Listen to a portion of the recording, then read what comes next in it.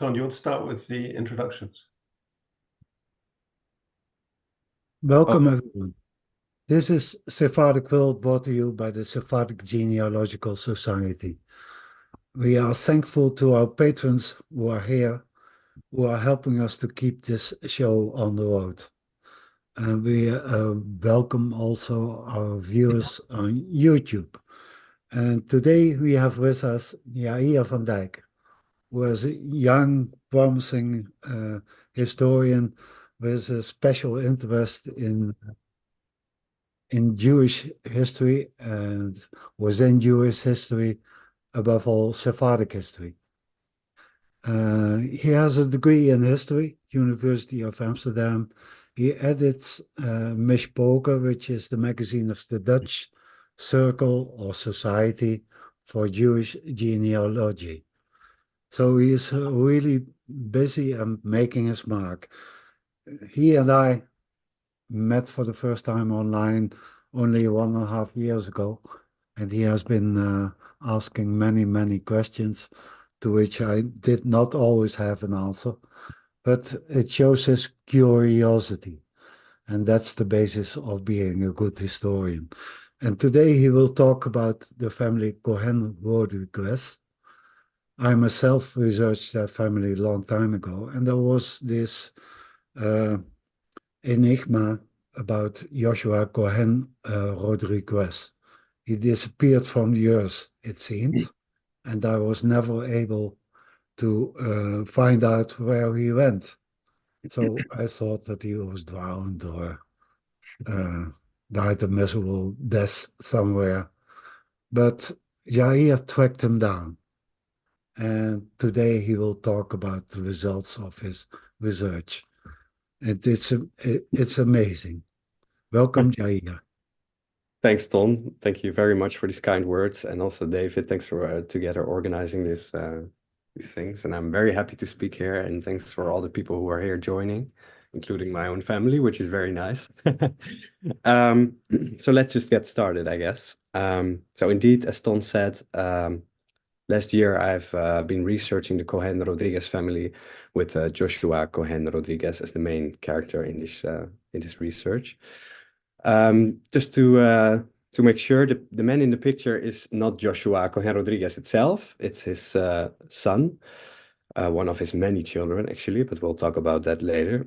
Because, yeah, Joshua died in 1845, and of course, commercial photography was not really a thing yet by then. So let's just get started. Okay, so next slide. Yeah, so let's start at the beginning, how I came across the Cohen Rodrigues family and the story of Joshua. I study indeed Jewish studies at the University of Amsterdam, and I kept myself busy with an article about Aaron Cohen Karoyon, who was not a rabbi in Amsterdam, but more like a Maggid, which is a Hebrew term for a religious teacher of religion. And he was a teacher at the Etz Chaim Seminary of the Portuguese Jewish congregation in Amsterdam.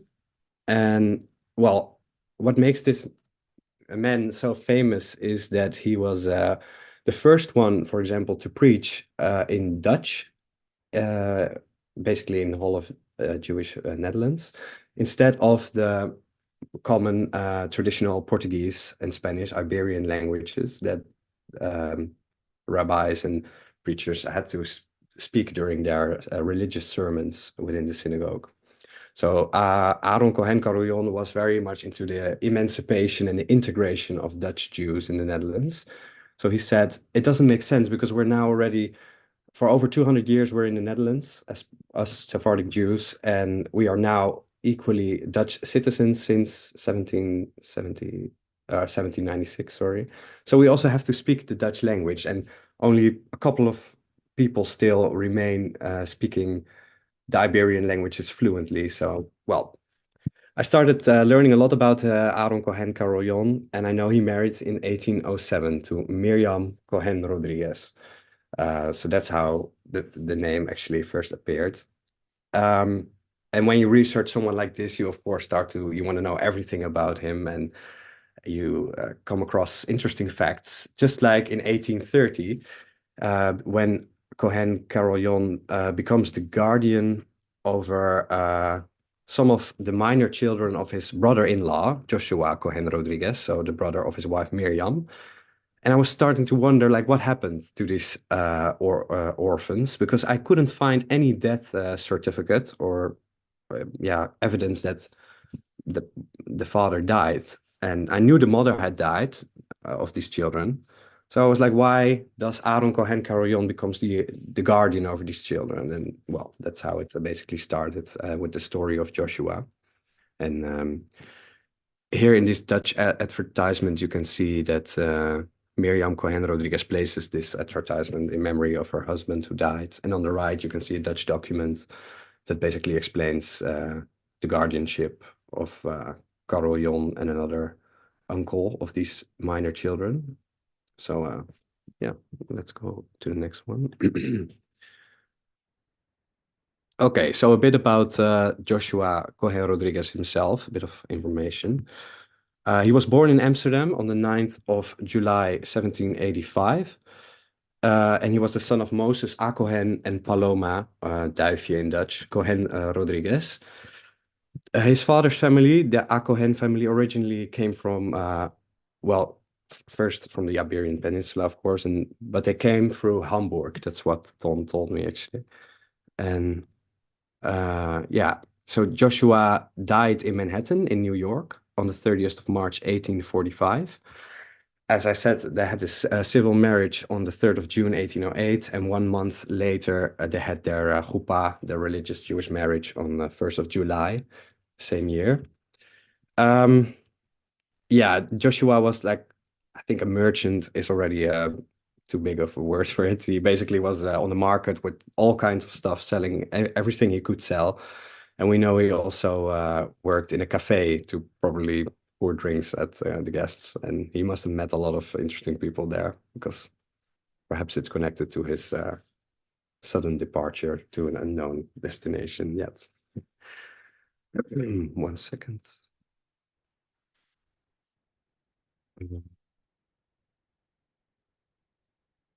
So just to give you a very brief genealogy family tree of the Cohen Rodrigues family. Here on the 4th of above, you can see Joshua Cohen Rodrigues, born 1785. He married to Esther Salom del Valle, if I pronounce it well.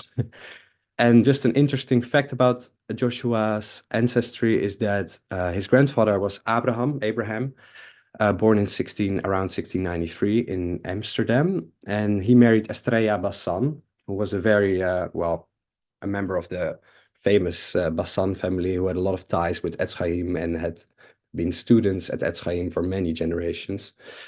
But the same Abraham, a very wealthy man at that time still, yeah, he was, as I said, quite wealthy. So he could, he had a maid, a help in the house. And that was an Ashkenazi woman called Sarah Princess. And perhaps you already have an idea what happened. Abraham got like a relationship with this Ashkenazi woman and Sarah Princess. And Duifje, Paloma, Joshua's mom, was born. So basically Joshua had one non-Sephardic Ashkenazi grandmother, if I say it well. Yeah. So let's continue. To tell you a bit about Joshua's upbringing and his siblings, his close family. We know he had more than one sibling, but for example, Abraham, his brother, was a very interesting personality also, because well, he was born in 1782. We know he was circumcised by Moses de Castro, the mohel at the time of the Portuguese congregation. He was a very poor man. He lived in very much poverty. And well, we also know he was a bit of a, well, not a bit, quite of a criminal. Because in, let's see, 1831, he was sentenced for 2 years of prison, and he had to pay a fine of 200 florins, guilders. And this was because of, well, in Dutch it's called opwekking en bevordering van ongebondenheid en onzedelijkheid, which basically translates to, yeah, Tom, help me out, like he was he did things with public indecency with young minors under the age of 21, most likely sexual relationships and stuff like that. So this already, you can imagine, this wasn't a very good thing for the Cohen Rodrigues family, and there were many criminals actually in his family.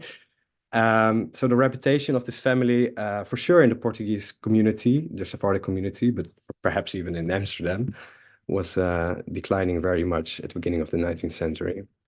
So just so you have an idea of his family, Joshua's family.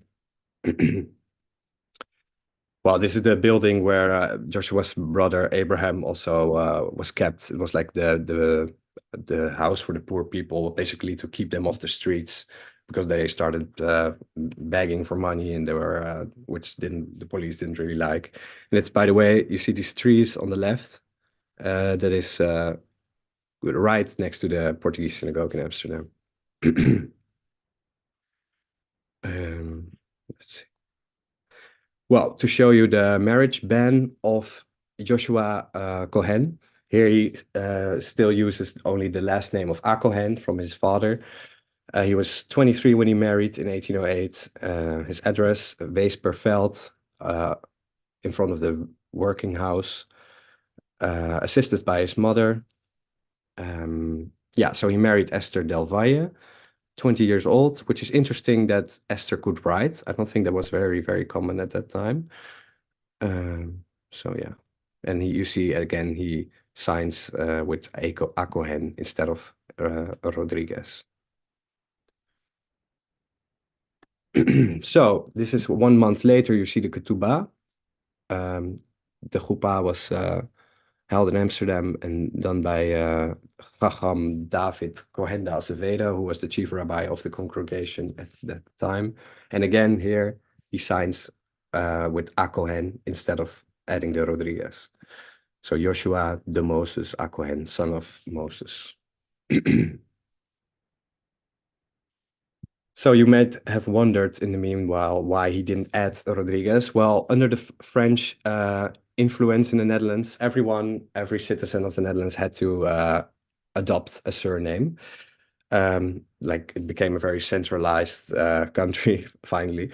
And so Joshua decided to combine the two last names of his parents, his father Cohen, his mother Rodrigues, and that's how his name became Joshua Cohen Rodrigues. In this document on the left, you can see, let's see, he already had 2 children at that time, Moses, 3 years old, and Duifje, Paloma, 1 year old. Yeah, and he lives at the Prinsengracht, number 33 in Amsterdam, in the middle of the Jewish quarter neighborhood, I can say. So from that time, you also see all his signatures are not just Cohen anymore, but Cohen Rodrigues. So a lot of children were born with Esther Del Valle and this marriage. To start with Moses, between 1809 and 1824, we have Moses, Duifje, Bathseba, Isaac, Rebecca, Marianne, and Salomon. Salomon being the youngest, being born in 1824. You see that some children were became only a couple of months old, and yeah, the others became adults, luckily. So many children. So about his disappearance, to the point. It all starts with Joshua's oldest son, Moses. He was only 18 when he married an Ashkenazi girl, Marianne Preger, a daughter of Isaac and Louise Moses Preger Schnitzler, in Amsterdam. And they had to marry, actually, because Moses made Marianne Preger pregnant, and they still didn't marry. So there was a bit of a problem. To avoid any more scandal, they decided to marry as quick as possible. So that's probably why he was only 18. And 6 months after this marriage, so the marriage happened in December 1927, and 6 months later, his father Joshua completely disappears. Nobody knew where he had gone to, and we'll try to find out now. So December 1827, and now we go to 23rd of July, 1828, because Esther is kind of with the hands in her hair, like, what should I do? And I'm with a lot of children here, and my husband left. What should I do? And we know that Esther had a great uncle who died in England in the beginning, in like the first years of the 19th century. So I don't remember very well, 1803, 1804, something like that, who left the whole family Del Valle, a very big, well, not very big but some bit of a financial legacy, as happens often in the Portuguese community. So she writes to the Parnasim in Amsterdam, hello, since my husband is absent without having made any arrangement, I would like to have already my share in this legacy. I know I get it later officially, but since I'm in a bit of a tight situation, I hope you can help me with this. And yeah, the Parnasim completely understand. And they say, okay, you will get a bit of this share in it already now, so you can, help raise your children with that money. It's granted by the Parnasim. So we know that between December 27 and July 28, somewhere there, Joshua must have left his family. It's like a bit more than half a year, not very exact still, but I don't think we'll get it more precise than that. 1 second. Yeah. So another year later, in 1829, in March, I just asked Ton about this because it was a bit vague for me, but apparently the Parnasim of the Portuguese synagogue, once in a while, they just examined the incomes, the financial situations of their members. So they could see if they had to hire up the contribution they paid to the synagogue, the vintas, and sometimes they kept the numbers, the amounts were the same. Sometimes they needed to hire it up, and sometimes a little less because they like lost their job. And then something interesting is visible in this document because, for example, the Teixeira family, very famous, he paid 291 euros 50 because he was a very rich man. But Joshua Cohen Rodrigues pays, well, he didn't really pay it because he was out of the country. And it also says here, fora do terra, which is literal translation of out of the country from Portuguese. So we know that the Parnasim at least knew that he wasn't in the Netherlands anymore at that time. So that is already quite interesting, I guess. So let's continue. We're now talking about March 29.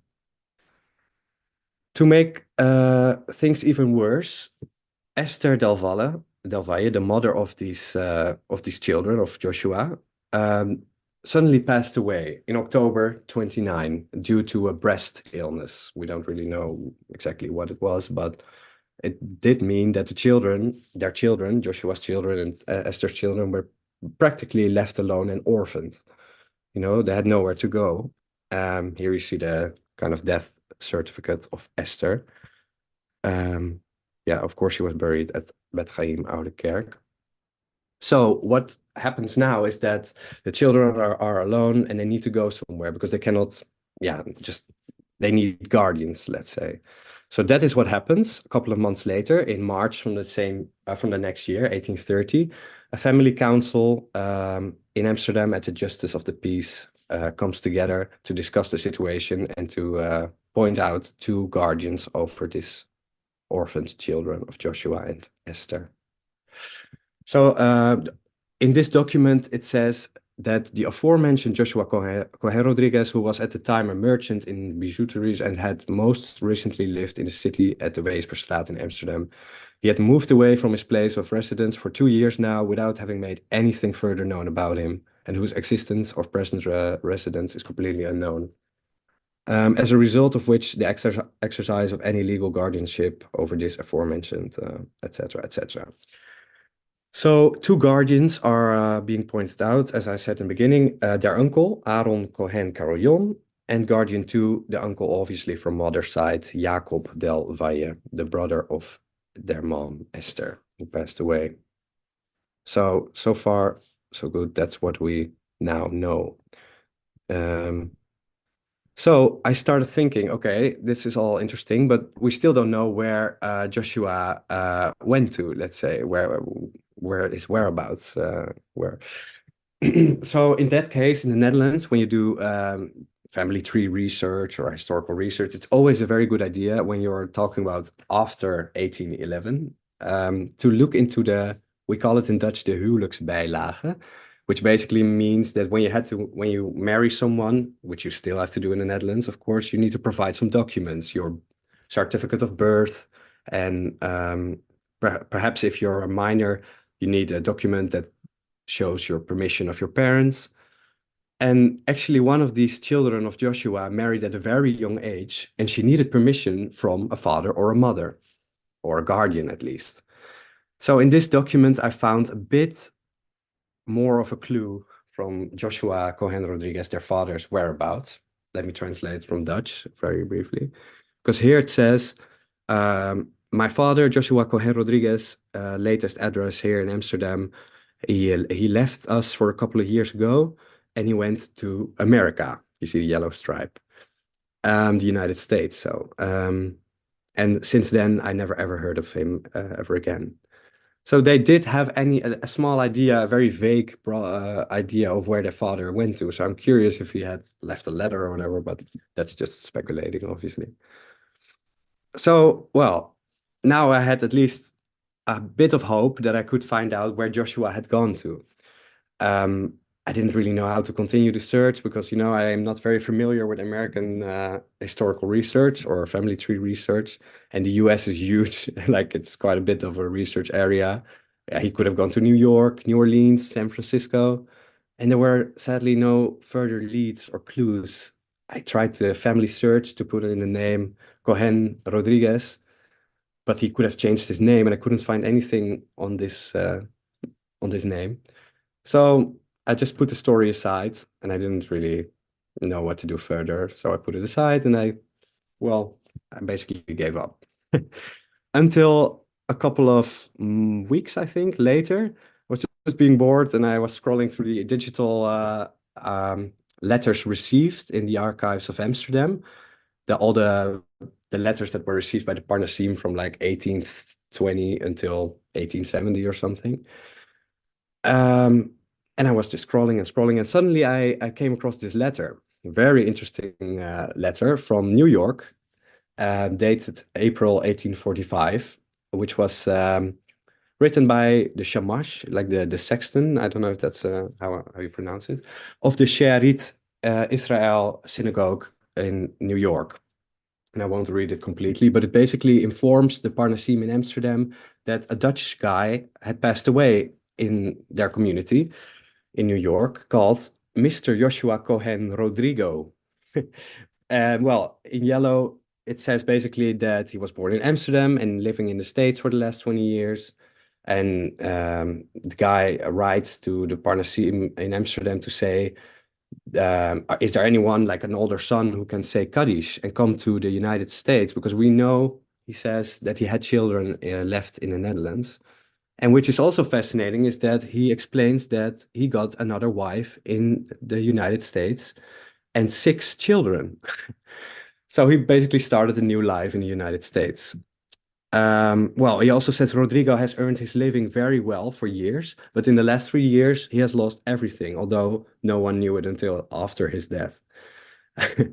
Well, finally, he writes that he died a Jew and was buried in a Portuguese cemetery of which community he was a member for several years. So all a little bit of new clues in which I could probably work with to find hopefully some more information about his adventure in his American dream, let's say. Well, and then it was written by David Phillip with the address of the streets, etc. So that, and then I immediately started writing Zachary Edinger, if I pronounce it right, who is like the archivist of the Jaïr Israel congregation in New York. And I said, okay, so I know that at this date, a guy called Joshua Cohen Rodrigues, or Rodrigo, whatever you want to say, he died in New York within your this Jaïr Israel congregation. Can you find something in the books of the congregation, in the archives of and indeed he found his name. Here you see it in blue, Joshua Rodrigues actually, his address, his residence, his age, where he was from, and that he died of a congestion of the brain. So it's not a lot of information, but at least we know that he was part of the Shearit Israel community. So altogether, like summarized in a brief way, what do we know by now? Well, Joshua abandoned his family in 1828 before the passing of his wife, Esther. He migrates to the United States. He settled in New York, became a member of Shearit Israel, got at least a relationship with we don't know yet if he married, but he got children with someone else. We know his date of death. We know he's buried the next day after his death at the Jewish cemetery of Shearit Israel. And yeah, that he died of something in his brain. Well, so again, as I said, I don't really know how to start with American historical research, and also the distance doesn't make it very easy. So I again tried with this new information to search at Family Search, but still I couldn't find anything. Like it turned out to nothing, only a census in which Joshua was mentioned, but it didn't say anything about other children or another wife or so. Again, put it aside, didn't look at it for a long time. And then I went on a nice holiday in Greece, was sitting with my wine. And then I was looking again through the letters received at the Parnasim, but just a couple of years later in 1869. Not even with the idea of trying to find this. I was just bored and looking through the documents as I like that. And then suddenly I stumbled upon this letter written 23 years after Joshua's death, in an English letter written in the English language. Here you see it. So it was written in Newark, New Jersey, September 27th, 1869. And perhaps it's easier if we do it like this. So, dear sirs, will you be kind enough to see if any of the children of the late Joshua Rodrigo are alive in the city of Amsterdam? I learned that his son, Moses, his oldest son, is still alive, and that he had other children. I do not know their names, but Joshua Rodrigo was my father. He has been dead for 23 years. I'm now 30 years old. And my father was a Portuguese rabbi and preached in your city and also in Philadelphia, USA. So basically he asked if any of my father's children in Amsterdam are alive. Would you be so kind to see them and get one to write to me? And I will tell them all about their father and my father. Do this as I cannot do it myself. Well, I'm living in Newark, etc., etc. So this is very fascinating. You can imagine my response when I accidentally found this. So we now have an address. We have a name. He claims to be the son of Joshua Cohen Rodrigues, which is apparently changed into Rodrigo quickly in the United States. So yeah, now I could start searching like more precise with a more like exact location instead of New York or basically the whole of the United States. So I again started to use Family Search, but now with the city of Newark, and I found a name, John Alexander Rodrigo. But as you see here, it was the author is said to be J. Alfonso Rodrigo.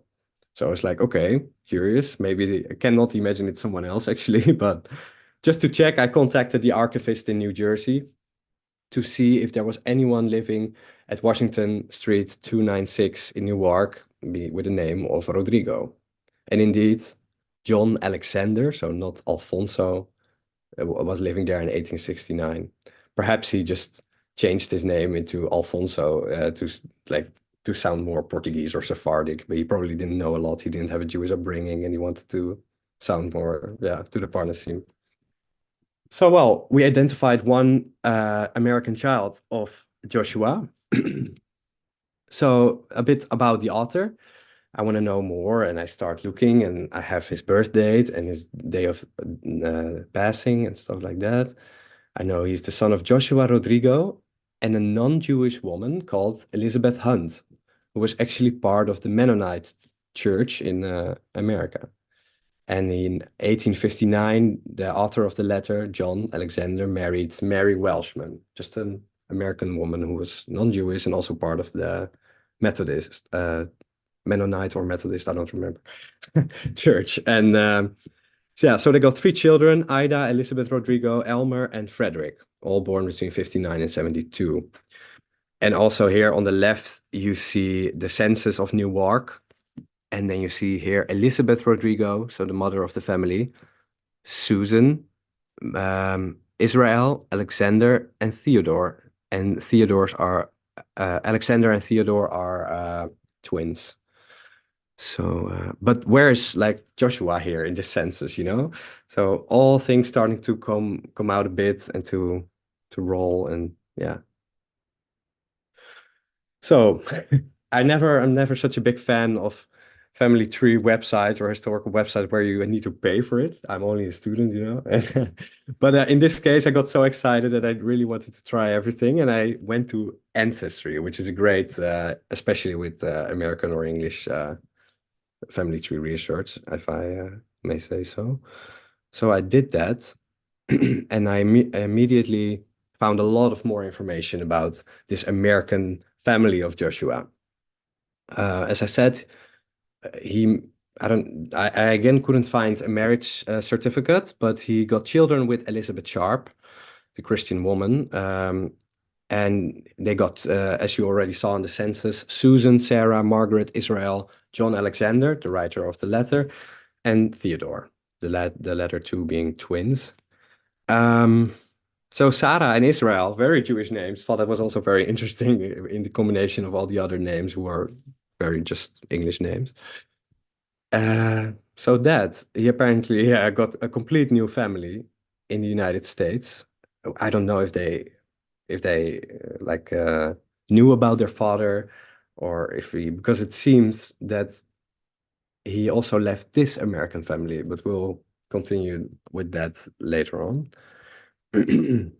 So this is the headstone, like the tombstone of Theodore Rodrigo, one of Joshua's children in the United States, the twin brother of the author of the letter, John Alexander.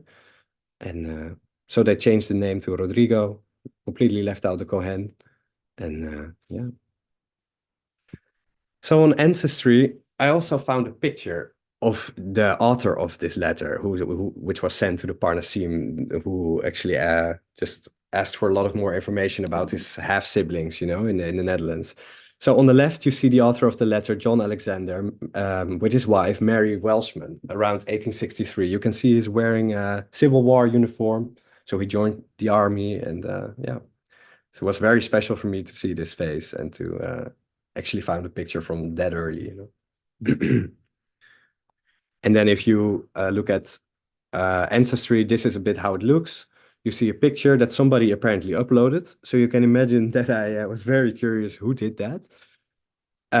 Well, but now I had an account. I had a paid account. I could do whatever I want. So I started to send a message to everyone who liked the post, who uploaded the post, who saved the post, like saying, "Hey, I'm Jaïr van Dijk. I'm interested in the story. Do you know? Are you perhaps related? Do you know someone who is related?" Well, so and then it became even more excited. But about that contact, I will talk later, because I got a lot of messages from a lot of people. But in the meantime, I got another email from this archivist in New Jersey saying that Joshua had also left his wife in the United States, this Elizabeth, non-Jewish woman. Because in New York, he also started a family. You have New York, you have New Jersey. They're very close to each other relatively, but still different things. So archives tell us that he lived together and got children with another woman called Mary Sharp. And then he got Edward, George, Paloma, Frederick, Louis, and Rebecca.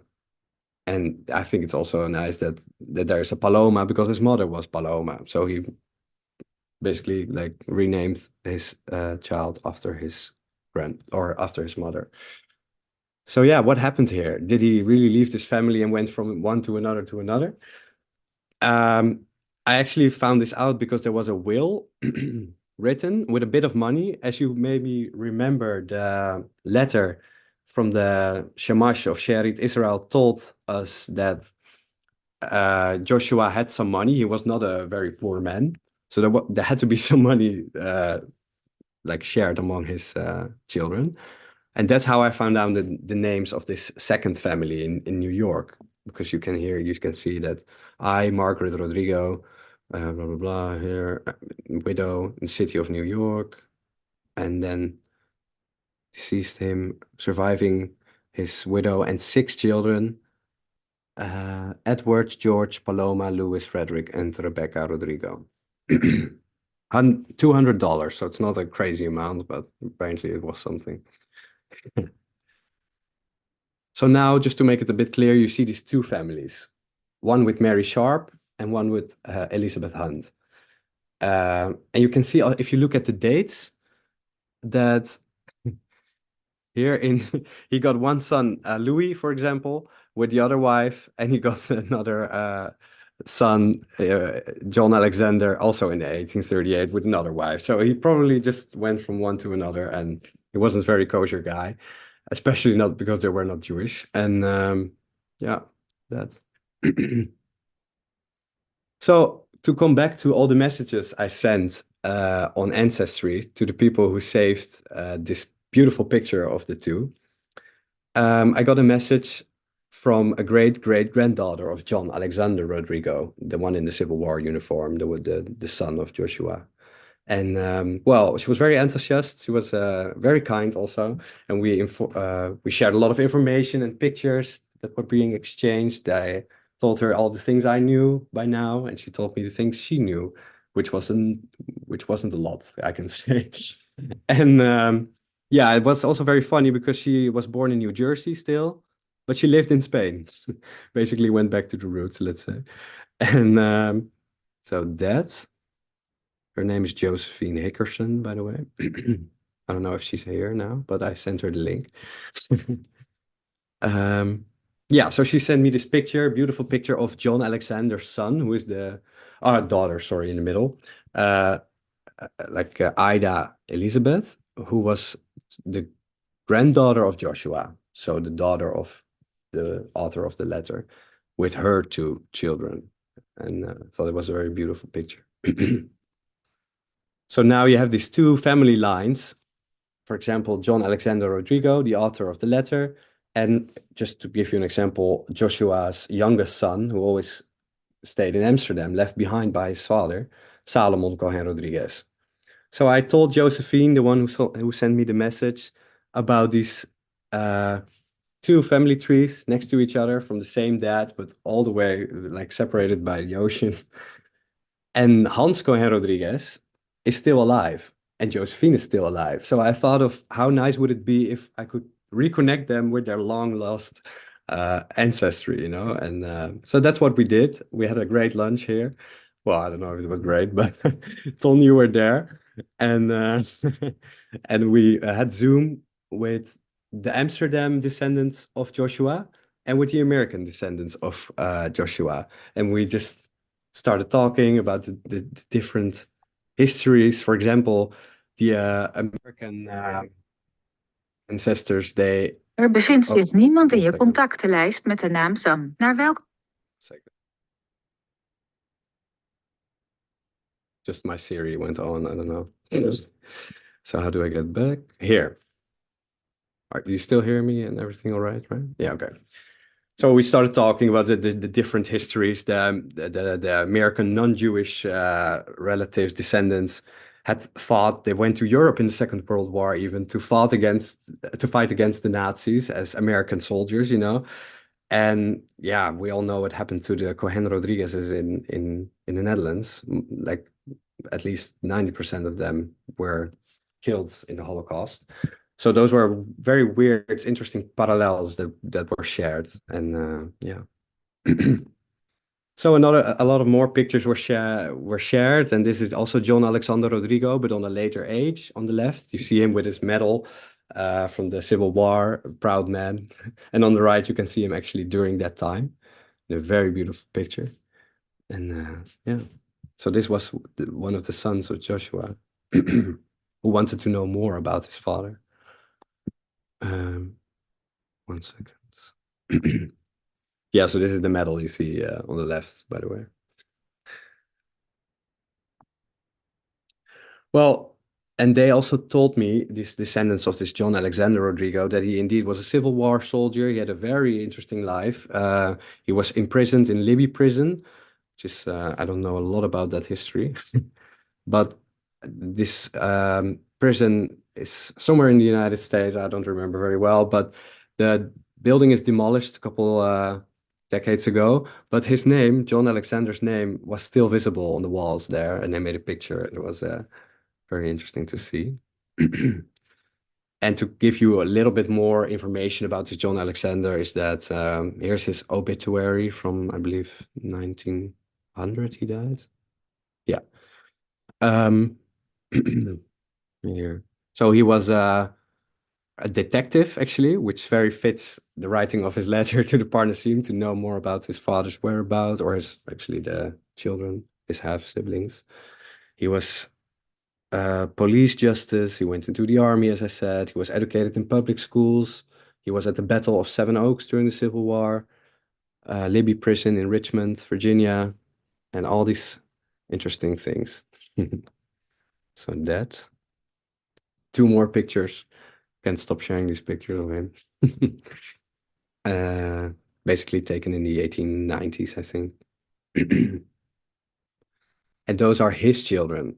So yeah, as I already said, I already showed one picture of the woman on the left with her two children, but those are the others. So Ida, Elmer, and Frederick, I believe. Yeah.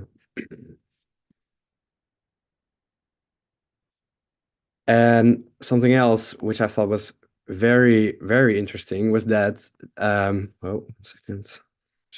That this American descendants of the Cohen Rodrigues family also in the 70s, in the 1970s, they had tried to, I mean, they were also curious, like, why do we have a Rodrigo name? Were they from Spain? You know, it sounds a bit Iberian or like Spain, Portuguese. What happened? So a woman, like the grandmother of this Josephine who reached out to me, she had done some research, went into the archives in New Jersey and tried to follow the trace of her ancestor Joshua. And she wrote down her information, just like a lot of people who are doing. And here it says, in the family, it was said that Mr. Rodrigo, his name was not apparently then, was a Spanish Jew. I do not know for certain that he was a Spanish Jew, but am inclined to believe that he was. A Rodrigo descendant said that she was told by a relative, but I do not know who the relative was. So it's all very vague. And in the family, it was said that he left his family and returned to Spain, which is very naive thought, but interesting. It was said that a family named Rodrigo was among the Spanish Jews who fled to Holland during the persecution. So there are some matching things, but it's all very, yeah, fake. And another great grandson of Joshua Rodrigo, called Frederick Rodrigo Gruger. Yeah, Gruger. It was he became actually a very at his time he used to be an artist for newspapers. He used to draw the illustrations in the newspaper, and they're not. I think in the 1970s there was a biography published about this artist.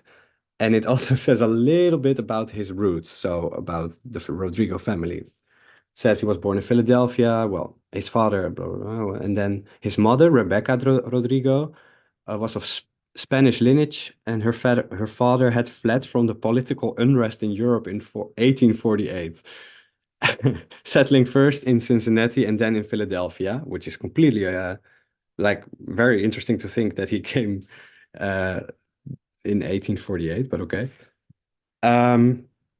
But what is true is that Rebecca's father, Joshua, ran an artificial flower manufacturing concern. And I think that is very interesting because Joshua Cohen Rodrigues, or Rodrigo, when he went to the United States and lived in New York, he actually had a little store in artificial flowers. And also when you go to the census of, for example, let's see, Philadelphia, you see that some of his children, Joshua's children, ran shops in artificial flowers. So there's for sure something similar there. And there you see Paloma, Frederick and Paloma flowers. Interesting. Okay, so to go now to what happened to the Amsterdam children, we're almost at the end now, of Joshua Cohen Rodrigues is also interesting because they were raised in foster families. They were raised at uncles and stuff like that. The youngest son, Salomon, was raised at a Portuguese, like a Sephardic member of the synagogue, who was, I think, even part of the group of Parnasim. And yeah, here you see all their signatures, which I think is very interesting. Because Salomon, the youngest son of Joshua, was still minor at this time. Caroljon signed for him, as you see. This was all about this money legacy that was left from their mom's side, David Mercado.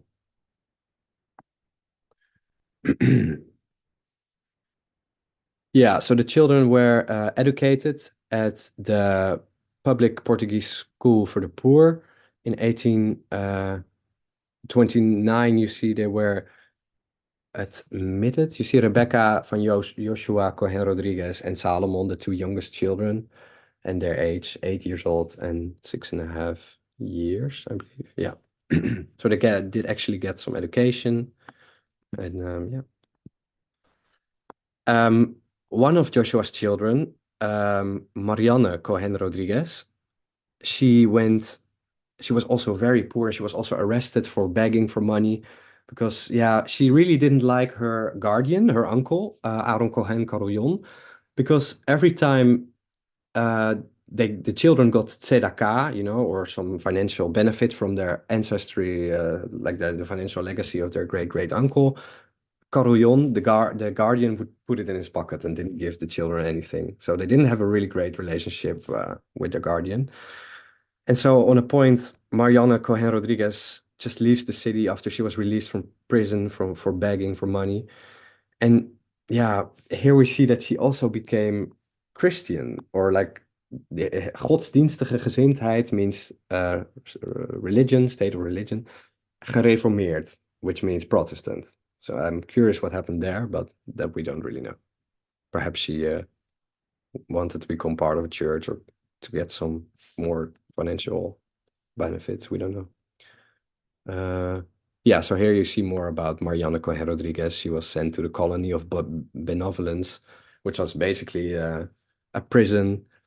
And yeah, later on, if she converted or not, she died in this kind of prison for poor people, only 37 years of age. She was buried at the Jewish cemetery, but that's also not very...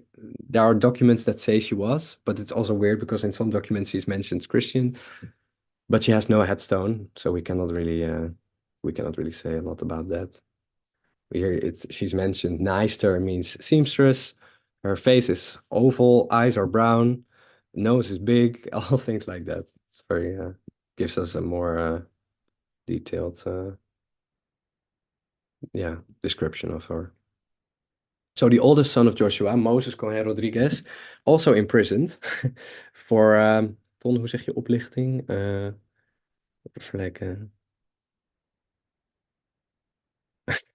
I don't hear you. Breaking the law. Yeah, basically for breaking the law. That's how you can say it. Together with another Portuguese Jew, Salomon de Sola. The punishment was 1 year in prison and a fine of 25 guilders. And he stayed a long time in the house of arrest in Alkmaar, a town in the Netherlands. And after his Ashkenazi wife that we saw in the beginning, Marianne Preger, died, he remarried a good Portuguese Jewish woman, Miriam Montesinos. And they stayed together. Yeah. And this letter on the left, it shows that Moses Cohen Rodrigues, while he was in prison, Pesach occurred, Passover, and he needed some matzahs. So the prison writes a letter to the Portuguese community saying, hey, we have this prisoner here, he's Portuguese Jewish, and we basically need some matzahs for him, so he can stay kosher. Well, Bathseba, also a daughter of Joshua, she married to Jacob Pereira, and after her husband's passing, she was taken into the Portuguese Israelitisch Oude Vrouwen en Ziekenhuis, which was basically a Portuguese Jewish home for the elderly and also used as a hospital. And together they didn't get any children. She died in 1892. I also wonder if all these children were in touch with their American relatives at that time, actually, like writing letters, but I doubt it. The youngest, last but not least, Salomon Cohen Rodrigues, who was only 4 at the time his father left him. He married Rebecca Sarfati and most likely grew up in the family of Samuel Moses Henriques Coelho. As I said, quite a prominent member of the Portuguese community in the 19th century. He was also part of the Parnasim, and perhaps therefore he was able to get some education more than his siblings. He was trained as a teacher at the Portuguese school for the poor, the Armeschool, as we call it. So yeah, that is basically the end of this fascinating Portuguese family history. It's just research into men, but also women who left their husbands or wives in the 19th century. It can be very interesting for me and for academic research, for example, and tells us so much about the social dynamics, and about how these women coped with this, horrible actions of their husbands, for example, and if they went to court, if they went to the Parnasim to get some money. And also it's interesting what happened to their husbands if they went out of the country or if they just went to another town in the Netherlands. And thank you all for listening. And it was great to do this. Thank you.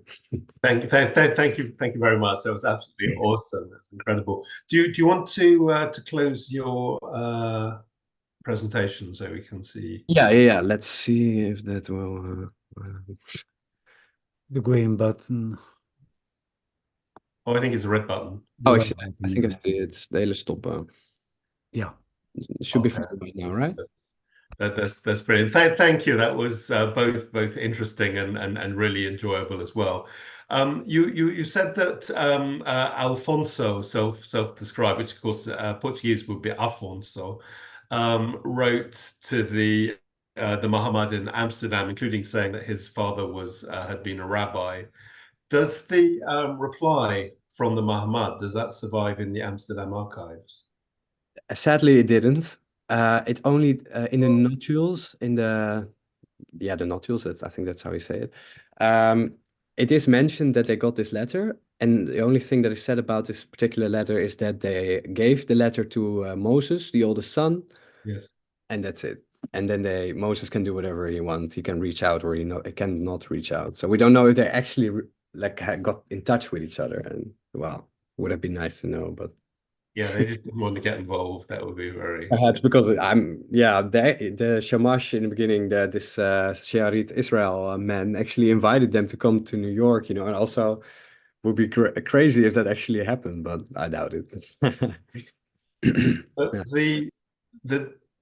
it's strange that if the Dutch family knew that he went to America, that there seems to have been no attempt to contact. You would have thought perhaps that the Amsterdam congregation would have written to Shi'arith Israel or some such. Or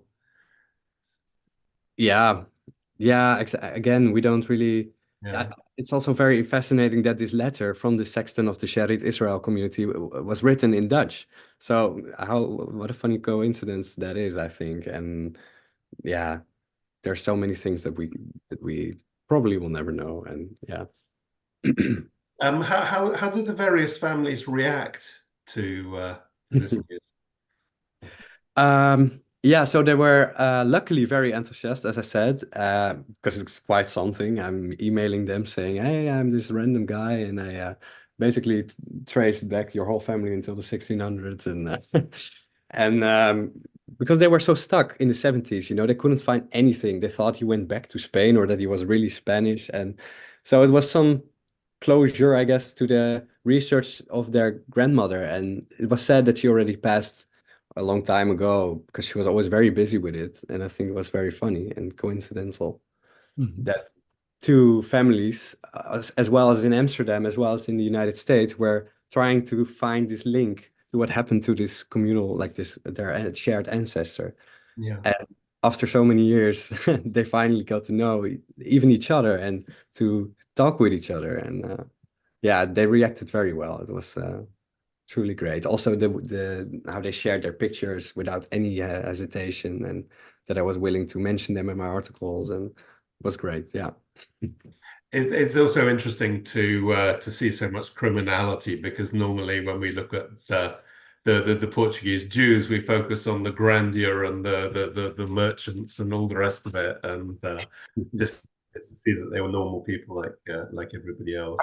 Yeah, exactly. That there was no, yeah, that there were just indeed basic people that were very poor and tried to, yeah, to provide a family, no matter, well, although Joshua didn't really do that, but well, he made a lot of new families, but I don't know if he really took care of them very well.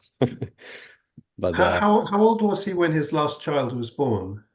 so he was born in 1785, and his last child was born in 1824. So you can count for me. Not massive. Yes, it's possible. Did he ever name one of his American children after his first wife, Esther? Again, like what? His first wife was Esther del Valle. Yeah. Did he ever name one of his American children after Esther? No, he didn't. He did rename one of his children to his mom, of course, like a Paloma. And yeah, I know there was an Israel as a son, a Rebecca. And it was also interesting because of course, Joshua's mom was called Paloma, but in Amsterdam, Joshua also had earlier he got a child called Paloma, but she only became a couple of years old. So it could also that he renamed this American child to his young passed away like a child in the Netherlands. Yeah, you know what I mean. Ron? Bruce? Jaïr, thank you so much for this. As someone born and raised in Philadelphia with family who emigrated from Amsterdam and Hamburg, I guess, before then, I wonder what kind of insights you had about the Philadelphia Dutch community, Sephardic community. Because some of what the flower shop, as I noted, was located, excuse me, about 2 blocks or 3 blocks from the Liberty Bell. So it's a very downtown kind of marketplace area with cobblestones and stuff.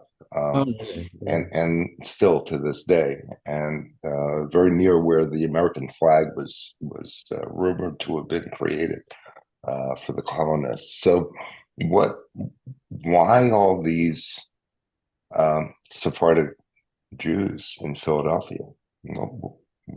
Why was Philly a place they went to? We say Philadelphia. Yeah, I don't really know a lot about the Portuguese Jews in Philadelphia. I know, Ton, you probably also know that there was a Sephardic congregation in Philadelphia, right? Yeah. There was.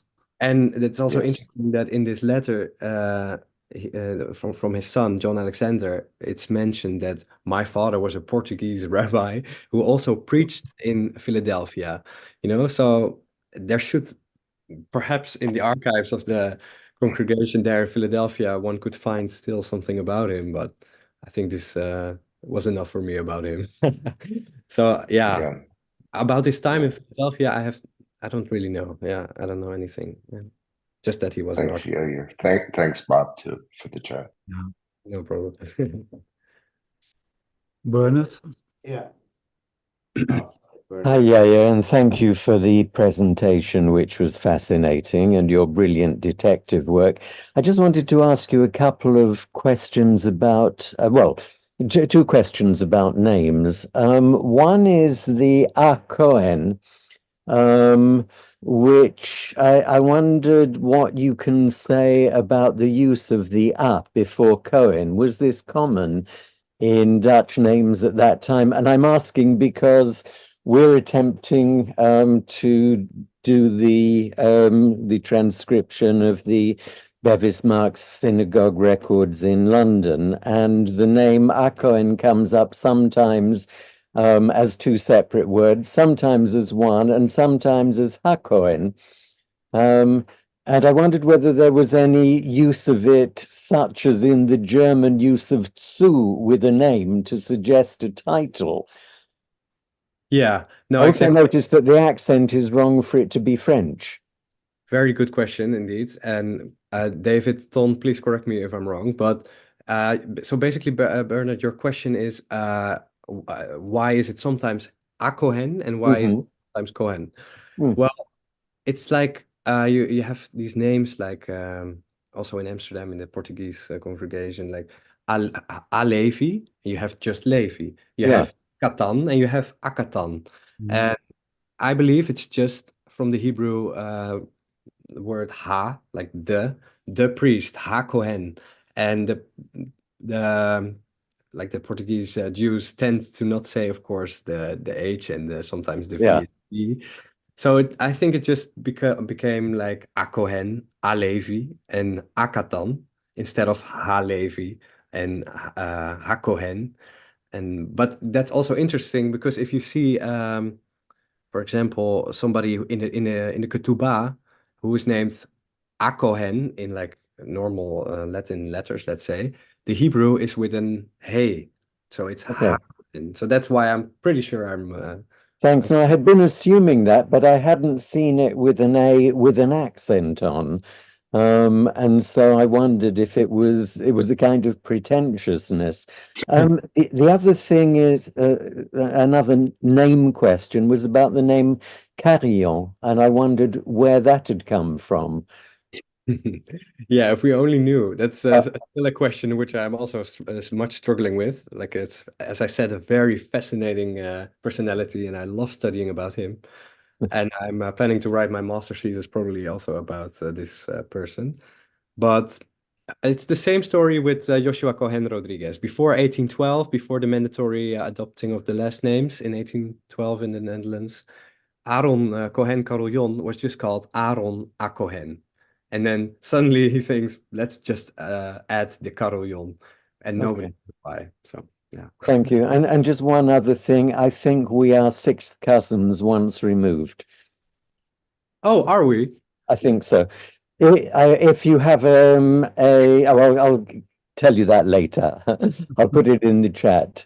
Oh, really? Okay, yeah, I just didn't really have time, but I'm now very, very curious. But okay, we'll do that later. Yeah. Okay. Ron, do you have a question? First of all, my congratulations, Jaïr. Heel goed gedaan. Fantastisch. Geweldig. I also have a question about names, and you may have already known that I was going to ask this question. Jaïr and I have had some correspondence, and one of the things he asked me is, are there any Cohen Rodriguez's in Curacao? And I went looking into the records here, and indeed, there's a Cohen Rodrigues, two of them, that were buried here, died or were buried here, I believe it was 1723 and 1724. That did not surprise me. What surprised me is that in your presentation, you actually say that that he actually used the last name Acohen and added Rodrigo to it. But that was way after the 1720s, wasn't it? Yeah. You mean, yeah, I just know that Joshua Cohen Rodrigues, who was born in 1785, indeed. After 1812, his name was, in Amsterdam, it was Cohen Rodrigues, which is still being used here in the Netherlands at some people. But apparently it existed also 100 years before, in 1723, when the other two were buried here. Yeah, for sure. So it must have been like the brother of his first, I don't know, I didn't look into it now, but it must be family, I'm sure. Well, not very sure, but I think more for you to look into. Yeah. I will. Best wishes. You did great. Thank you so much. Masha, dankie. Okay, any more questions? Yeah, I can't figure out how to raise my hand. Can I ask a question, David? Go ahead. Yeah, feel free. Yeah, that was fantastic. Really, first class historical research. Thank you. And we share your disdain for secondary sources. But there's no reason why secondary sources can't be used as a finding aid, right? To get you to to get you to the primary sources. And there's no more primary source than finding the family, as far as I'm concerned. So that's really brilliant work. As both you have the qualities of being an historian, but also a very agreeable personality, which is a very important part of this, an underestimated part of this job. Very good statement. Yeah, thanks. Now, everybody who's on this knows that I have that I'm no archivist. I leave that to Ton and David, but I do get involved in the using genetics to tease out the commonalities among various Western Sephardi families. And so there was a discussion about, we've tested the Cohen Rodrigues family, and I think there was a great discussion about the Cohen de Azevedo family. And one of the things we were able to tease out that you can't tease out through records is that they're the same family. And, before the exile probably. And we've been able to do that with other families as well. And I'd be interested in doing that with the Rodrigo and Rodriguez families at our expense, if you're interested. Well, definitely. I think, I don't know if he is still here, but Jeroen Corporaal, he told me he would be in the Zoom, but he is also a descendant of... So we're looking for the males who carry the surname, because the autosomal is interesting, but actually the autosomal in this case would work, because we're only talking about 3 or 4 generations back, right, to maybe 5 tops, which is certainly within the realm of autosomal research to be able to prove consanguinity. But what we're really interested in is the origins of the family, in Portugal. Yeah. And so we'd be very happy to engage the Rodrigo and Cohen Rodrigues fan. I looked on Genie.com, and I saw that Moses had 5 living descendants who would qualify. Moses was the son, right, of the oldest son. Yeah, you're right. That he had a half dozen living descendants in Holland, at least according to the Genie website. And we'd be very interested in working with you to test that and to see how the origins of the Cohen Rodriguezes before they became the Cohen Rodriguezes, which would be, going back to Portugal. So if that's something that interests you, we'd be very happy to work with you on it. Yeah, exactly. I also thought of doing it. It would be great if the American descendants and the Dutch descendants would do a DNA test, and I'm sure there could be some similarities. But oh, absolutely, that's exactly what I'm talking about. We'd be happy to do that with you. So, David, you can send me Jair's email address. Yes. Okay, and we'll be in touch. Be great. About the Cohen family, before Joshua Cohen Rodrigues, I have a hunch that they were Belogrados, that they were fugitives from the Balkan when the war broke out there. And part of these Belogrados came to Amsterdam, and another section came to Hamburg. Is that like the Belinfantes? Would they qualify? Like the Belinfantes and like other families. So we'll see that in 10 seconds, Ton and Jaïr, when we look at the chromosome. Okay. Well, that would be nice if that could be confirmed. Definitely. No more questions on maybe YouTube? I think there are some questions in the chat. Raymond says, are you aware of a Joshua Rodriguez, second husband of a Rachel Adam Querido? Rachel Adam Querido, daughter of Adam Querido, married into Maimon Tanji's family. Is this Joshua born at approximately the end of the 19th century? I'm sorry, Ton, I got problems. Born at approximately the end. So do you know if your Joshua is related to the Querido family? Yeah, exactly. I see the question here. Are you aware? Hard to tell. Yeah, I mean, of course I know the Querido family, but I've never seen any connection with Joshua so far, but it would be great if there would be a provable. Yeah. No, I don't know anything about it. No. Okay. Harriet tells us that Libby Prison was in Richmond, Virginia. Yeah, true. Bruce already spoke. Lot of congratulations from people. Adam Mikveh Yisrael. Well, that's the obviously the synagogue in Philadelphia.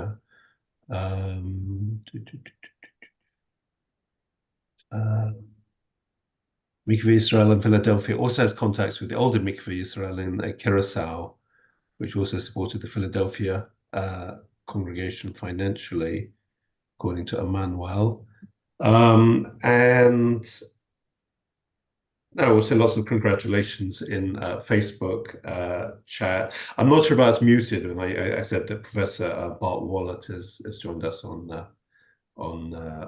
YouTube. Really? Oh, wow, that's great.